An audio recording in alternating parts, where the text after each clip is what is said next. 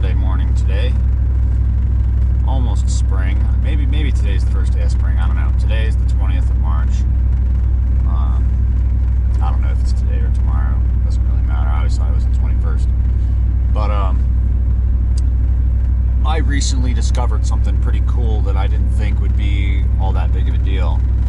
And that is Nordic skiing.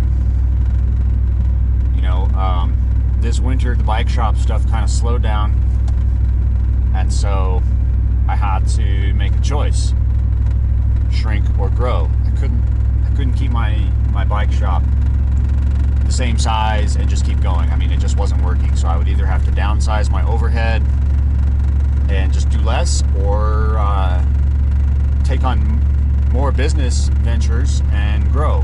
And so I chose to grow, and I took on ski rentals and some other outdoor stuff too. So now I'm basically just an outdoor shop, general sporting goods, but with a strong emphasis on bikes, but also skis, because I love skiing. You know, it's just frankly, it's an expensive sport. I'm not gonna lie. You know, you don't see any poor people usually up at the ski mountain resorts and stuff like that. It's, dare I say it, an elitist sport, kind of like golf, kind of like mountain biking. I mean, these things are not cheap sports to get into, but cross-country skiing's not too bad.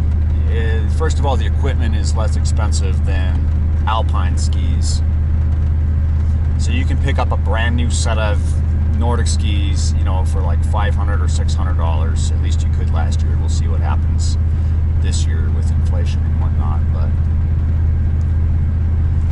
you know, I went and tried it a few weeks ago, just because I'm sitting here renting them, and you know, I can't really tell anybody what it's like because people have questions. There's a lot of new people that rent skis that have never done it before, and they're curious to just kind of get a little heads up on what to expect. So I knew I had to go out just to try it, and I'm really glad I did. It was just so nice. I mean, you just don't expect that, but I came back basically with a smile ear to ear. It was so good for my mental health. Like, it really just elevated my mood. Just being out there at 10.5, that's the top of the mountain here, 10,500 feet, and just going on these skis. And it's a lot like road biking or mountain biking in a way where you just kind of get lost in the activity for a little while, and you lose track of how far you've gone, and then you come to a milestone or something and you realize, oh gosh, I just went 2 miles or 3 miles on these skis or whatever, and maybe it only felt like a few minutes. So today I'm doing it again. This time I'm participating in a Nordic ski race. So I've never done a race on Nordic skis before, so I don't exactly intend to come in first. In fact, somebody's got to come in last. It might as well be me. I'm just going out there to learn and see what it's like at a race pace. It is a casual race, but I'm sure there'll be some very experienced athletes out there that are going to smoke me. But maybe not, because I'm doing the easy race. There's a 20K race and a 5K race, and I'm doing the 5K race because I'm a noob and I don't want to be out there all day, because it'd probably take me all day to ski 20 kilometers. That's like 12 miles, 13 miles, something like that. It's probably not that bad if you're seasoned and you can skate ski. I mean, that's how you haul ass on Nordic skis, is you skate. But you have to have metal edges on your skis in order to skate ski with any kind of efficiency. And mine are just classic touring skis. So we'll see what happens, you know. Maybe I'll be faster than some people, but probably not. You know, this is only going to be my third time out. And prior to me clipping into the cross-country skis last 3 weeks ago, I hadn't clipped into any skis for 11 years. and the only other skis I'd ever been on are downhill skis. So, you know, I learned how to downhill ski when I was like 5 years old. It's just, you know, a rite of passage living in Colorado, especially where I'm from is Aspen. So you just learn how to ski at a young age because that's just what people do. You know, they take their kids skiing. My older brother was skiing when he was like 3 or 4 years old, and they were, you know, sending these kids downhill on skis like a Pinewood Derby match. It was kind of funny, but he used to race downhill skis as a little kid. I wonder if they still do that. I'm sure they do. But yeah, so anyway, I will catch you guys at the top of the mountain. I'm headed up there now, and it should be really beautiful up there, even though it's cloudy today. Hopefully it's not snowing or anything up at the top, or the race gets canceled for whatever. I think it'll be fine. I'm going skiing anyway, even if they cancel the race. Screw it, I'll go skiing in inclement weather. So anyway, we will catch you guys at the top. Okay guys, we're here at the top. I've never been here before at this particular trailhead, so this is totally new stuff for me, but it's all good. It's like really cold out today without the sun shining and the wind is blowing too. It's probably a good, oh, I don't know, it's not bad, about a 10-mile-an-hour wind, but it's definitely enough to feel it. So I'm ditching my light coat and I'm putting on my heavy coat instead, because yeah, it's going to be cold. It's going to be kind of cold. So I am, oh dude, check it out. I'm number 111. Is that some sick shit or what? I'm getting these synchronicities. Oh, yep, there goes my camera. Let's try that again. These synchronicities are insane. This is so crazy that I'm number 111. I can't even hardly believe it.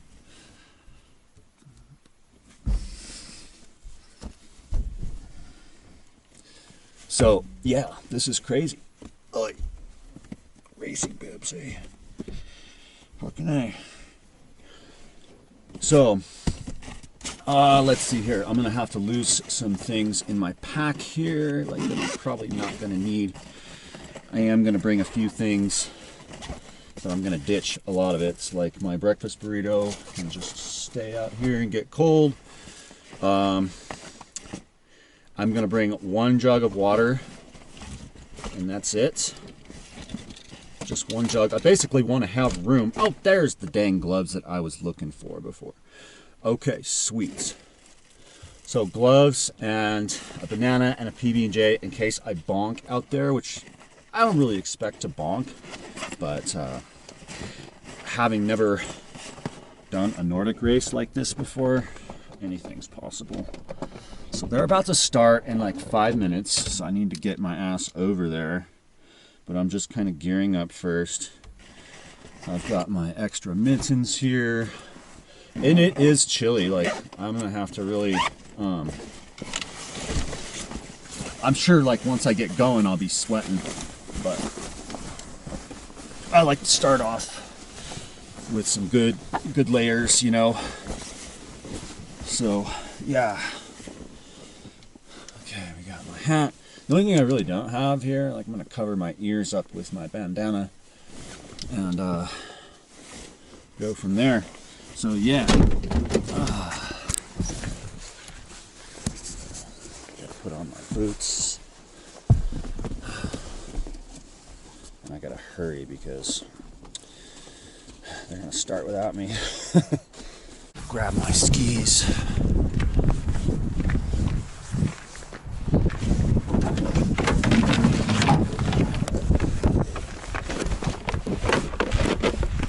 All right, guys, this is it. So I'm gonna pack up the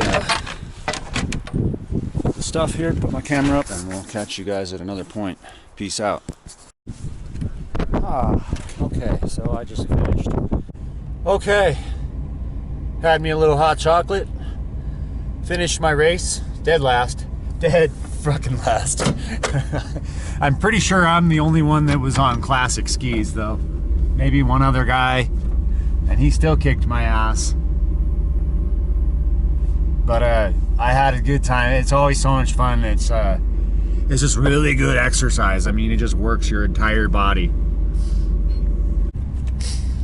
A little bit of snow, probably about 5-6 foot base. Gonna get a little more today. That's why it's cloudy. It's supposed to snow this afternoon. But yeah, holy shit, that was fun. My knees hurt from trying to skate on skis that you really shouldn't skate on. But dude, I need to get some skate skis. Those look like so much fun. Those guys were just gliding along like they had rollerblades on like a smooth paved road. And they made it look so effortless. So I know what I want to buy next year for my ski shop. All I have now is classic skis that don't have any metal edges. They're kind of slow, but yeah, they're still fun as hell. Like, don't get me wrong. I'm gonna always have my classic skis. You just want to go, like, they're for chilling. If you want to just chill, get yourself some classic skis. It's basically like hiking in the woods, but a little bit faster. And it's just fun. It's just fun to move your body like that. And that's like so damn good for you. Like the combination of the fact that you're at high elevation, you're in nature, just taking in the terpenes of the trees, and you're also doing some serious like all body cardio workout. And it just makes you feel so freaking good after you're done. Like a lot of endorphins right now, and like, you know, the wind was just whipping out here and I didn't even feel cold at all. Like, you just don't. Like, as soon as you get on skis and you start moving, you basically just like don't get cold. I mean, I broke a sweat. I was sweating as I was moving through there, but I was trying to go fast. You know, even though I had the slowest pair of skis on the entire course, I was trying to haul ass, try to go fast. And you know, I got passed by a lot of people, just put it that way. People on the 20K were passing me. But anyway, really, really good times. So I'm gonna be back. I'm probably gonna need to take some ski lessons because I'm sure my form sucks. I'm sure people were looking at me just totally like going like, yeah, that dude is a total noob. And I am, I ain't gonna lie, you know. So, but it was a real good time out there, having a lot of fun. So, we'll catch you guys later. I got to get back down to the valley and cut some firewood now that I've had my fun for the day. Now we're gonna get serious and cut some firewood. So we'll catch you guys later. Peace out. All right, now I'm in work mode. We're going to work. We're going to one of my favorite places to go cut wood, which is the old Colby coal mine, Red Mountain mine. There's a coal mine here. Look, there's an old coal mine shaft right there. There's bits of railroad that are remaining. And this road here that I'm on is an old, I don't know what the heck, it actually used to be a public road, but the owner of this property petitioned to have it closed. And you can kind of see why. It's not really suitable for being a public road. It's a 4x4 trail, if anything. I mean, I'm sure it was better when they maintained it, but it hasn't been maintained in a long time.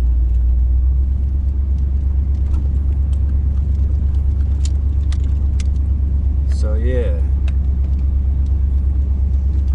but I love coming here. It's just like, it's really close to where I live, but it feels like a different world when you get out here. I mean, just everything looks different. There's different wildlife out here, and just I feel like I'm so far removed from civilization every time I come here. Because nobody comes out here. I'm the only one. Even the owner of the land doesn't really come up here that much. He doesn't have a need to. But it's such a neat area. Like on this side here, I'm kind of crossing a big gully right now. But just to my left, there's a big hill with a cliff on the other side. You can see that cliff from pretty much anywhere in the valley. And underneath all of that is a coal mine, and it's on fire. It's been on fire for 70 years, just smoldering. So there's heat vents around here. Ugh, let me get through that one. There's some heat vents, and those can catch things on fire. So this was my work outside. I come out here and cut firewood, and you can see there's a lot of cutting to do on that side. I haven't even started on that side of the valley yet, but I'll get there, kind of working my way around. You can see some old coal mine buildings up ahead there, and right here is to the left side of the road is where I'm cutting today, and where I have been cutting. You probably see my pile of wood up here pretty soon. There's my pile of wood from yesterday. I gotta load that up, cut some more. Luckily, I mean, I can't get my truck way up on the hill there where the good stuff is, but at least I can just roll it downhill, and it's not that hard to move. Being that this road hasn't been maintained in ever, it's kind of difficult to turn around sometimes. So I just drive up to the top here. There's a lot of stuff to cut still. I mean, a lot. And juniper burns hot. We don't want no juniper fires out here. So you got the old donkey station and more coal mining equipment. Old school stuff from back in the day. I mean, less than 100 years ago, this place was still running, hauling coal out of the mountain. It was one of probably the first ones to get shut down. It's crazy the history behind all that stuff out here.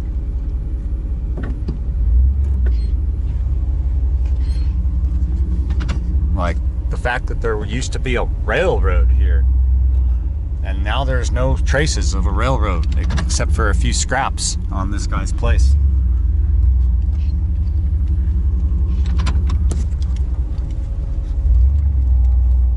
So from right here, you can see my house over there in the distance.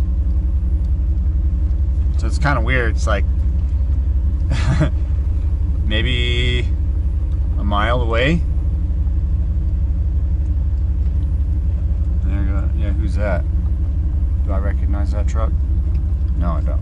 Anyway, it's like a mile away, but it took me probably 5 or 10 minutes to get here, just because I got to go around, you know, this old road, and I got to drive slow. I'm in four-wheel drive. There's big, giant ruts in the road from last year's rainstorms that never got fixed. Like I said, I'm pretty much the only one who's been out here at all. And so I've got all the rest of the day to be out here. Just wanted to start my day with a ski trip, and I'll be out here probably getting this wood till it gets dark. We'll see how much trouble it is. So anyway, I'm gonna catch you guys later. I don't want to kill my battery, but I'll talk to you in a minute when I get my truck situated. Peace out. Okay, so I'm out here on the hillside. I got my truck loaded up. You can see it just over the ridge, but it is a little bit of a hike to come up here where the actual trees to cut are. So this is kind of my method. Juniper wood is different than a lot of kinds of wood in that it's like a magnet for sand and dirt and debris. It is hell on a chainsaw blade. So I have a technique of cutting this stuff that works pretty good. Basically, I use the chainsaws to just get the wood down there in pieces that are small enough to handle, but you know, not cut to size. Like these right here, you know, I can handle and chuck those down the hill, no problem. Some of the bigger pieces I have to cut up to size because they're too heavy, like some of the trunk wood. But most of this stuff, if it's 6 inches in diameter or less, I cut it on my circular saw that has carbide tipped blades. Goes through the juniper no problem. If I hit a nail or a bullet or some other rock or whatever, it's usually okay. I've never broken a blade on my circular saw cutting juniper. So yeah, this is kind of where all the good stuff is, but I gotta get up there a ways. There's some really good stuff here, and most woodcutters won't touch this kind of wood. It's just so dry and seasoned and dirty, but it's excellent. It's so burns so good. Just super dry stuff, and that's what I'm after today. We got ourselves an old fallen pinion here, nice and preserved. The nice thing about this wood is, I guess it depends if it falls dead standing or if it's still alive when it falls. What happens if it's alive, if it falls in the summertime, it will usually rot because the rain and the heat is just enough to support their decomposition process. But if they are dead standing and then fall down later, or they fall down in the wintertime, then they are quite preserved. So a lot of this stuff, yeah, there's some rot, but this has been down for 50 years. Who knows? A lot of this stuff is crazy seasoned. So there's even more up at the top here. All this stuff that I cut yesterday, I've got to hike down the hill. All this stuff is going right down that way. So this is kind of where I'm starting out. And I did most of the cutting yesterday, so there won't be too much left to cut today. It's mostly just getting the wood packed out of here. So it's a hell of a workout. So anyway, there's not much battery life in this old camera anymore because I've used it so much and never replaced the batteries. So I'm going to let you go, and we'll catch you guys in the next segment. All right, I'm finally done chucking wood for the day. It's all down there. So I got my pile there, and then I got a pile in the truck. Should amount to about a cord. Obviously it's got to be cut down, mostly just, that's how I do it, you know. I just cut it into pieces I can move. Most of them, the little pieces, are going to get cut on the circular saw. So now I'll haul the first one over there and unload that, and then come back and get the others. Oh, all right. It's getting late in the day, mid-afternoon, late mid-afternoon. The dogs think I'm here to take them someplace. We'll go later. We will. But for now, I got this pile of wood here, which I transported from the forest. This is all the small stuff. It adds up. This is why I take it. And then I cut it all on this bad boy right here. 14-inch carbide tipped circular saw. And it goes through this stuff like butter, unlike my chainsaw. So check it out. This is how it works.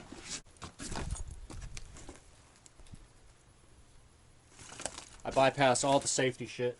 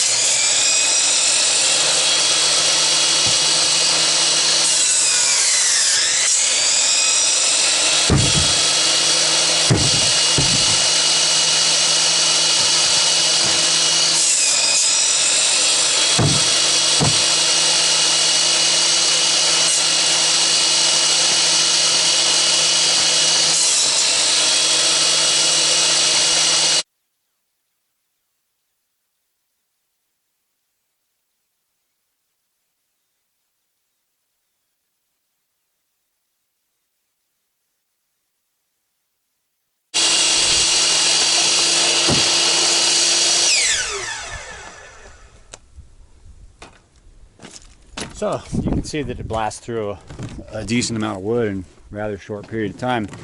And you get nice clean cuts that are straight. Everything's pretty close to the right length. And so it's well worth it to do it this way. I'll blast through this whole thing in half an hour and have it loaded in my truck over the fence. Just wheel it over there with the wheelbarrow. So I'm gonna keep on doing this shit. Hopefully I get the thing delivered tonight. Okay, I'm starting to get tired here. It's been a long day. That's my wood so far. I still got about a quarter cord to go.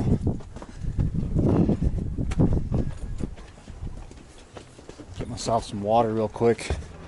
See how much time I got left. It looks like I got about an hour till sunset. That means it's probably about 5:30. Well, I'm gonna go bust it.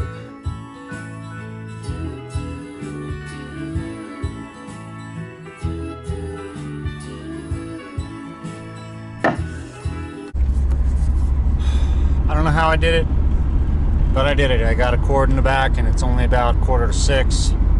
So I got about an hour or so before sunset. So now I'm headed to deliver this wood. Look at all them deers. Look at all them deeros. There's tons of them out here. There's a herd of elk too. Maybe we'll see them. Probably not, because I'm probably not going to get back in time. It'll probably be twilight by the time I return. So yeah.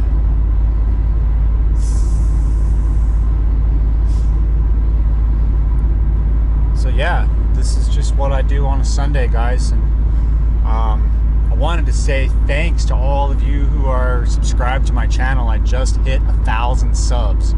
I know my channel's tiny compared to a lot of other channels, but I think that's pretty cool that, you know, there's enough y'all that watch my videos. And you know, so that being said, you know, like, let me know, like, if there's certain things, because I'm kind of all over the place. I do some tutorials, I do some vlog videos, I do just weird stuff. So if there's anything that you guys are curious about, that you want me to talk about, want to educate you on, like there's something bike related or firewood related or automotive related, whatever, I can make a video on whatever. But my plans basically for the future are to make more sports videos. We've got a lot of races coming up this season, lots of silly races like track lacrosse. We've got some clunker runs, we've got some hill climbs, we've got some gravel races, a couple of road races. So we're gonna be pretty busy during the summer doing racing stuff. But I'm gonna try to keep cutting wood all year too, and so maybe I can get ahead next year. We'll see what happens. So there's where I was today. If you look over there, that big red mountain, that's where we were. We were on the other side of that cutting wood today, and that's where the fire is too. It's buried underneath that huge rock right there, and that rock is basically a giant landmark around here. Sorry, I had to move my mirror. That rock's a huge landmark. You can see it anywhere in the valley, basically. So if I'm down by the river, you know, and somebody's like, "So where do you live?" You know, I can point to that rock and be like, "See that rock over there? I'm behind that."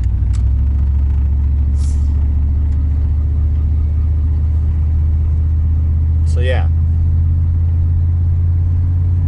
Just a crazy Sunday. Most people spend their Sundays, they don't have to work, you know, chilling. I just felt like busting ass today, you know, like just get up and go. So did that 5K. I got my ass kicked by everybody. There was probably several people that lapped me on the 20K race. It was funny as hell. But I had a good time. And I had a lot to learn about Nordic skiing. I didn't film anything because it's pretty, like, you know, I'd need a GoPro. I don't have a GoPro. I've just got a handheld cam, and I didn't have any hands available for skiing. Like, I needed them. I needed both hands on both poles, feet focused. I wouldn't have been able to do anything anyway. So that's why I didn't really film any of the actual skiing footage, you know, but I probably will figure out a way to do that in the future with a GoPro. So anyway, I'm gonna go unload this. Thanks you guys for subscribing. You know, just let me know if there's anything you want me to talk about once again, and otherwise I'll just keep doing what I'm doing. We'll talk to you guys later. In the next segment, I'm gonna be back here in a minute. We'll walk the dogs, and that'll be the conclusion of our day. See you then. Oof. Sun's not down yet. All in a day's work. There's a cord of wood. All right. We are headed back now to walk the dogs and finish this beautiful Sunday. So yeah, we'll catch you guys back at the yard. And yeah, we'll walk the dogs and have a good time. See you there. Okay, time to walk and talk with the dogs, but make sure the neighbor's dog is in, because the neighbor's dog is a big dog. My dogs are territorial.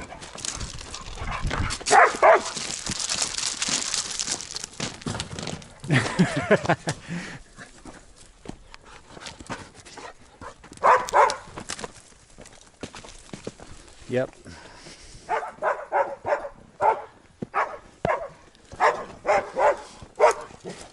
This is how we finish every day. A walk to start and a walk to finish.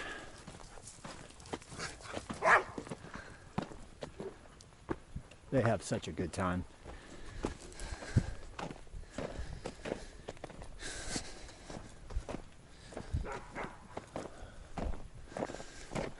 Ranger! Yeah!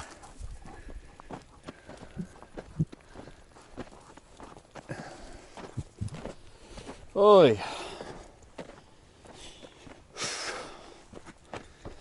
All in a day. So this is what we do in Colorado, in case you haven't noticed. Everybody just goes skiing in the morning in the wintertime, and then we go cut firewood all day. So, you know, if you're thinking about moving to Colorado, take that into account. That'll be your weekends forever. Of course, in the summertime, then it changes over to biking. Biking, hiking, climbing, mountain life, you know what I mean? That's what we do. So now we're coming up over the ridge here. Sometimes there's a herd of elk hanging out down in the valley over here. Let me see if they're out today. I didn't see them yesterday. It's getting warm, you know, they like it. They only come out here when it's cold. Yeah, nothing. Just a vast meadow, pond down there, and a wolf. Hi, Mama Wolf. Such a good girl. Yes, good dog. Yep, no elks out today. They've most likely retreated up north a little bit, up the mountainside. They like it better up at high elevation, but you know, it's kind of hard to eat when there's 5 feet of snow on the ground. So they come down here in the wintertime and forage in this area. And they've been around a lot this year. I've seen them come and go pretty much since November. Like a lot of days they were out. Like, then the herd is rather large. It's at least 50 or 60 head. Mostly cow elk, a few bull elk. But, you know, it's just part of the mountain life. You know, I've never seen a mountain lion around here, but I know they're around here. You know, I see the evidence of their presence sometimes, but they never come over here, and I suspect that my dogs have something to do with that. Oh, pork chop, you're so good. Athena girl, come here. She loves to lurch. That's my lurching mama wolf. Yeah. She also likes to roll around in the ice or in the mud and get her belly rubbed.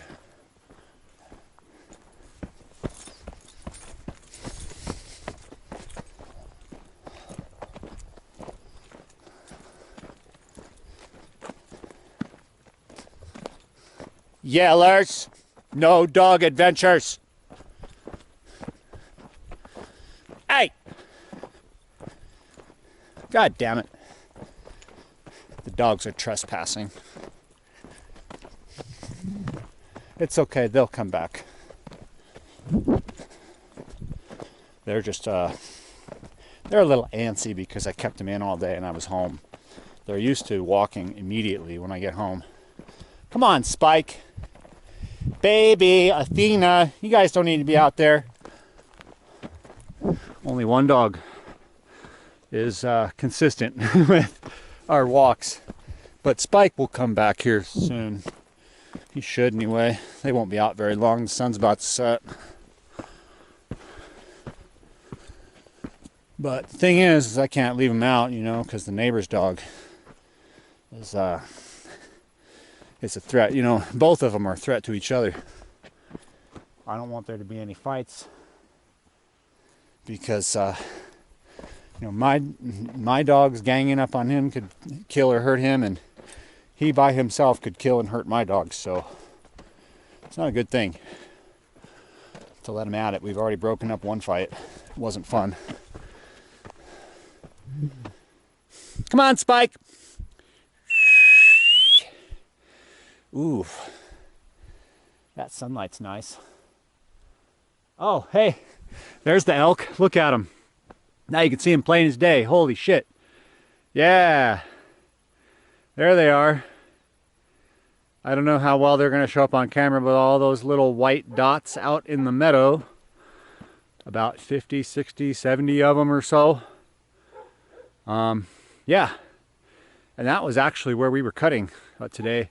If you look just to the right of this meadow, like over here, that is where I was out cutting wood today, out on that road. You can faintly see some of the mining buildings, but that's where the elk are. Whole grip of them come out. That means they were really close today when I was out there. Pork chop! Good boy. I knew he'd be back.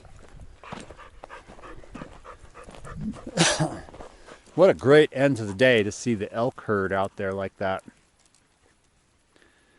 That's so cool.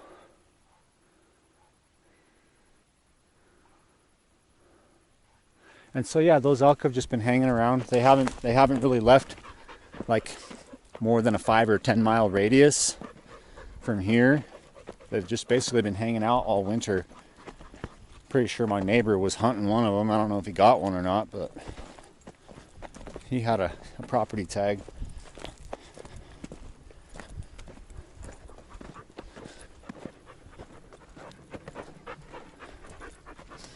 But yeah, it's always nice to end the day with a walk with the dogs. So this is just what I do on Sundays, you know. Got no kids, got no wife at home. It's just me and the dogs. So this is what we do. We walk, we wrench, and we ride, and sometimes we ski, like today. And we'll do it all over again tomorrow. Get this video uploaded tonight, maybe, and do it again. It's supposed to start getting warm, so that means it'll be about time to bust out the bikes again, and another month or so it'll be time to put away the skis. So anyway, I think that's about it for my day. You know, the sun's about to go down. I'm about done with my walk. It was a good, productive day. So even though there's crazy shit going on in the world, doesn't mean you can't have your own peace at home, in your world. And that's what I choose. I choose peace. And look, here I am. I am at peace. How cool to see those elk There they are again from a different angle. Maybe you can't see shit on the camera. I mean, I can see them really clear. I have excellent vision. 20/20 vision still. Easy. No fuzzies in my eyesight. I don't wear readers. I don't have any of that shit. Eyesight is fantastic. You know what I think it is? Walking at night. If you walk in the dark and like pay attention to like your circadian rhythm, like, you know, you want light in the morning, not so much in the evening and at night. And I think people just fuck that up. They neglect their eyesight, staring at computer screens all day, you know, staying up all night, sleeping all day, fucking their circadian rhythm up. You know, and you know, some people do that because they have to work at night, but you know, some people just choose to be night owls too. Of course, I was when I was young, but now that I'm old, go to fucking sleep at nighttime. It's great.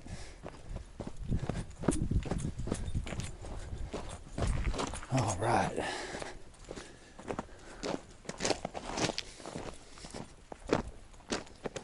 Good dogs. Stay away from the trash, Ranger. Ranger.